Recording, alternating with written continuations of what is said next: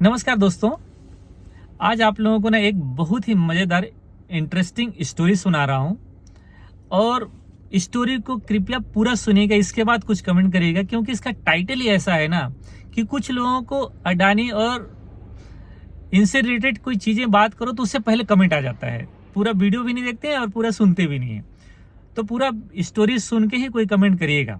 Okay, बहुत interesting है, मजा आएगा और चीज़ों को समझने का एक नज़रिया आपको मिलेगा। देखिए, आज से लगभग 35-40 साल पहले की एक कहानी सुनाता हूँ 1982 का। ध्यान से सुनिएगा। जिस तरीके से आज अडानी बियर गैंग के चक्कर में फंस के उनके शेयरों की वाट लगी हुई है ना, ऐसे ही मुसीबत एक समय रिलायंस इंडस्ट्री के ऊपर भी आया था। तब इनके कर्ता धर्ता धीरूभाई अंबानी थे। बात है 1977 का। एक स्टोरी मैंने पढ़ा है क्योंकि 82 में तो मेरी जन्म हुई है, ठीक है।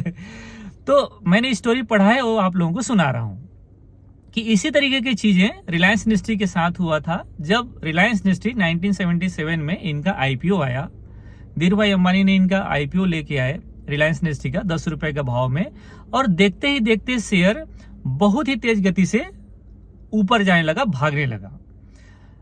1-2 साल में लगभग ये 5 गुना 6 गुना हो गया और 1981-82 के आसपास लगभग 180-90 रुपए के आसपास इसका भाव पहुंच गया। मतलब 10 रुपया से स्टॉक लिस्ट हुआ और 180-190 तक, मतलब 18-19 गुना शेयर हो गया। तो जैसे होता है ना कि जब कोई चीज बहुत तेज गति से भागता है तो कुछ लोगों के नजर में ना खटकने लगता है।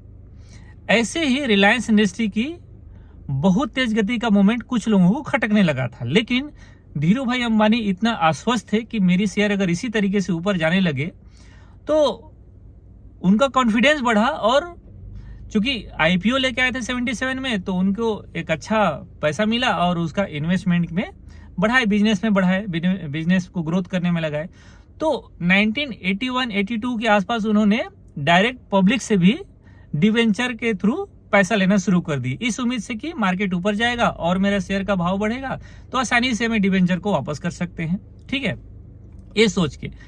लेकिन क्या हुआ, इसी दौरान हमारे देश के कलकत्ता के कुछ बियर कार्टल्स को धीरूभाई अंबानी का इस तरीके से उनका शेयर का भागना उनको खटकने लगा, आंखों में उनको खटकने लगा।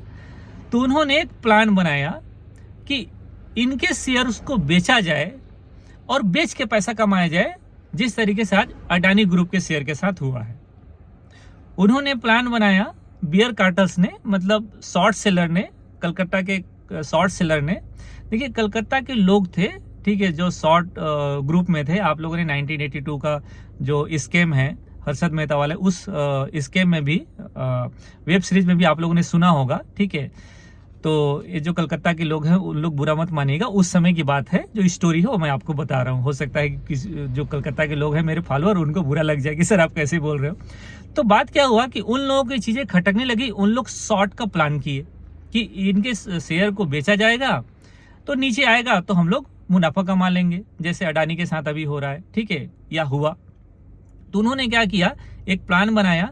और उस समय क्या होता था ना कि 1 सप्ताह के लिए शेयर होल्ड रखा जा सकता था, ठीक है।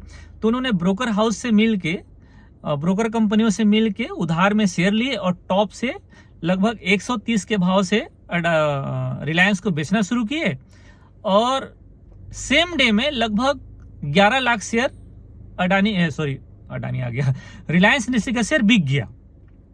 और ये बात धीरूभाई अंबानी को मालूम चल गया।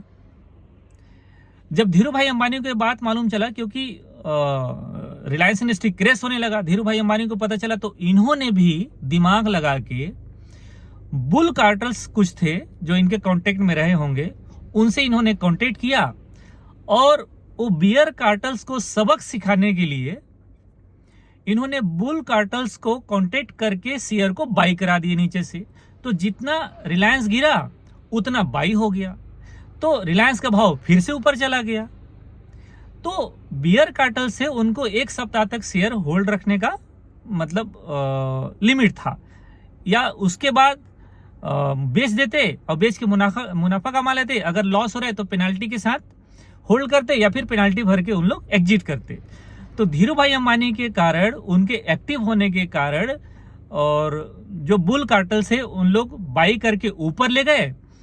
जो शॉर्ट सेल जहां से हुआ था उसके ऊपर चला गया भाव, तो जो बियर कार्टेल थे उनकी बजने लगी बैंड। ठीक है, तो उन्होंने समझौता करने के लिए कांटेक्ट करने लगे धीरू भाई अंबानी से। तो इन्होंने उनको सबक सिखाने के लिए, बियर कार्टेल्स को सबक सिखाने के लिए समझौता करने से मना कर दिया। तो इस बीच शेयर बाजार के अधिकारियों को सामने आना पड़ा और 3 दिन तक शेयर बाजार को बंद करना पड़ा। 1982 की बात है। और इस दौरान उन्होंने समझौता कराने की ठानी, लेकिन समझौता भी नहीं हुआ और 3 दिन तक बाजार बंद रहने के बाद फिर से मार्केट ओपन हुआ। रिलायंस इंडस्ट्री का शेयर नया हाई बनाने लगा। बियर कार्टेल्स की बैंड बजी, पेनाल्टी भरे, खूब लॉस किए और फिर बाहर आए। तो इस तरीके की चीजें धीरू भाई अंबानी के शेयर रिलायंस इंडस्ट्री के साथ हुआ। वो दिमाग लगाए उस समय ऐसे, क्योंकि वॉल्यूम कम हुआ, कम रहता था, इसलिए ऐसी चीजें हो सकती थी, ऐसा मुझे लगता है। ठीक है, बाद में जांच किया गया और जांच में पता चला कि कोई शाह नाम के व्यक्ति थे जिनके कंपनी था। वो शाह कौन है आज तक पता नहीं चला। आप लोग क्या दिमाग लगा रहे हो, मैं समझ रहा हूं, मत लगाइए, आज तक पता नहीं चला। उनके 2 कंपनी थे। उस समय 1982 में 22 करोड़ रुपए लगाया गया था। उस समय की 22 करोड़ की कीमत आज के दिन में कितना होगा, ये आप लोग अनुमान लगाइएगा।